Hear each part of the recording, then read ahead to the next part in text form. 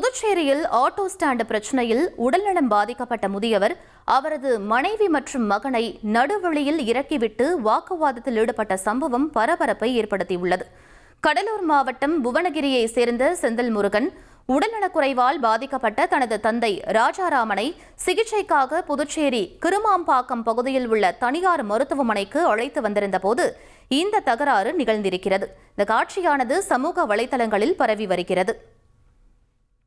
நீ வண்டி எடுக்கிறீப்பா, இங்க வம்பு பண்றாருன்னு சொல்றேன். இவர் வந்து வண்டியில ஏத்திட்டு போறாரு, இவர் ஏத்தக்கூடாதுங்கிறாரு. என்ன அராஜகம் நடக்குதுன்னு கேக்குறேன். இது என்ன இது அராஜகம் தான் பண்ணிட்டு இருக்கீங்க. அப்புறம் என்ன வண்டியில யாருனால இறக்க கூட சொல்றீங்க? எப்படி பண்ணுங்க தான் பாப்போம். என்ன ஸ்டாண்டு நீங்க வந்து இங்க தான் அழிச்சு போய் சட்டம் இருக்கா?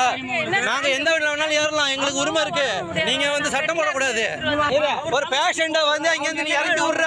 ஆமா, ஒரு பேஷண்ட் இறக்கி விடுற, கொஞ்சம் மனசாட்சி இருக்கா உனக்கு? பேஷண்ட இறக்கி விடுறியா? உன் அப்பாவா இருந்தா என்ன செய்வியா நீ? உன் அம்மா அப்பாவா இருந்தா இப்படி இறக்கி விடுவியா? உன் அம்மா அப்பாவா இருந்தா இறக்கி விடுவியா நீ?